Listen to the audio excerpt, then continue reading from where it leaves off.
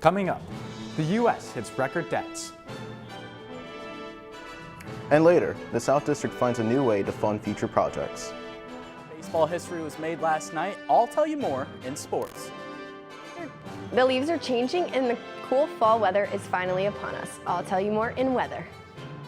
All that and more coming up on this Wednesday morning edition of DITV News. Don't go anywhere. DITV News starts right now.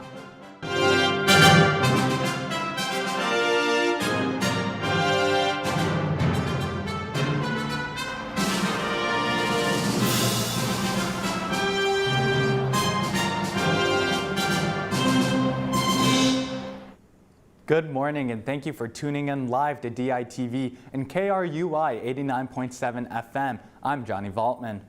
The University of Iowa student government passed a resolution in favor of student reproductive health care accessibility, making prescription and non-prescription contraceptives, HIV pre-exposure medications, as well as STI testing available to all students through UI Student Health. Student Senator Emma Spear spoke in declaration of the resolution, stating, quote, "I also want to highlight that this isn't just a now issue, but by providing health care to all persons on campus, we're not benefiting our community now," end quote. For more on the resources available at Student Health, check out their website at studenthealth.uiowa.edu. Iowa City's South District this year became a self-supported municipal improvement district, or SSMID. Daily Iowa News reporter Alejandro Rojas is here to tell us more. Alejandro, what is SSMID? Sure. A self-supported municipal improvement district, or SSMID, is basically an area where businesses will self-tax themselves. The idea is that the money will then go back into the district and helping to fund improvement projects and other such things, such as hosting events to attract visitors. It would also help any businesses that struggled during the pandemic. In terms of money, it will help generate roughly $104,000 per year. The SSMID I wrote about in the South District is pretty new. It was approved this year by the City Council and began in July. Who is responsible for the SSMID's creation?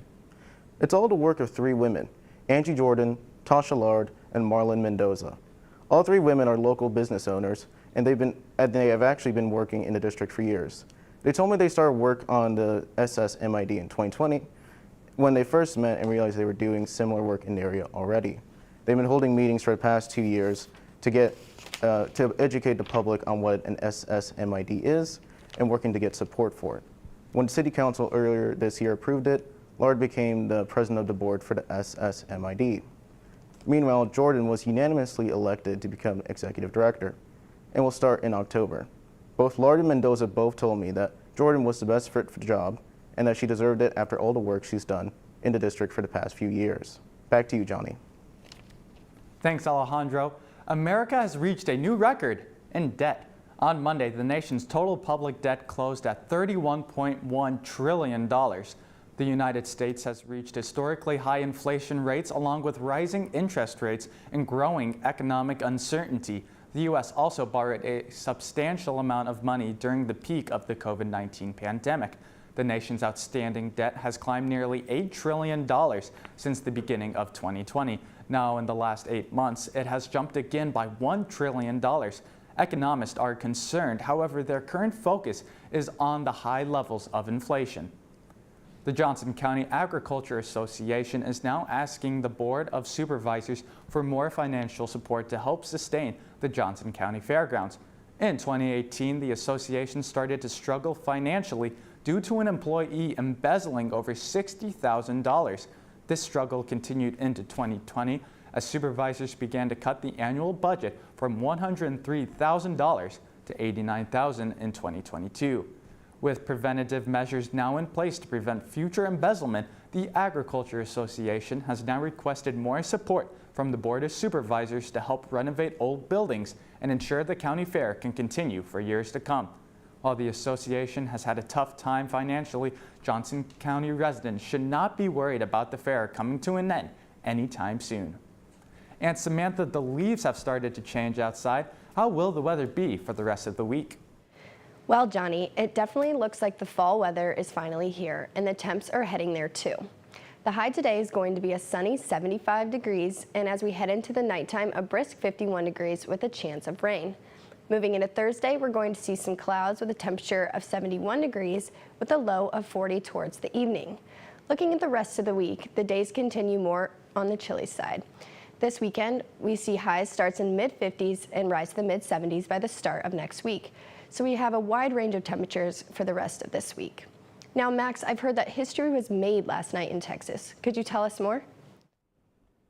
That's right, Samantha. New York Yankees slugger Aaron Judge hit his 62nd home run of the season last night in Arlington to break the American League home run record, which was last set back in 1961 by former Yankee Roger Maris.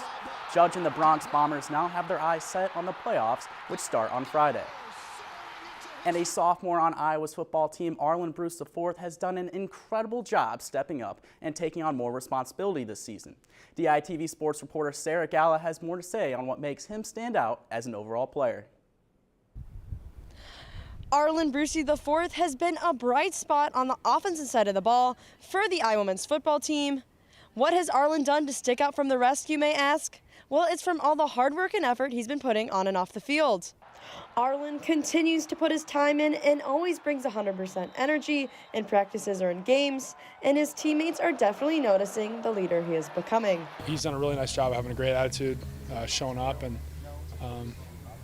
to me that's the only way I know to improve and to get good results. Besides being very talented on the field, Arlen sticks out as a player since he truly does care and look out for all his teammates, whether it does or doesn't regard to football. Just staying positive and just being a leader, a vocal leader, and really just a leader all around, someone that the guys can come to, whether it's mentally, something mentally, physically, something in the playbook, just anything. Arlen is looking to develop and advance as a player. He knows this progress will happen each week during the rest of the season. Just improve on areas that I didn't really focus on last year.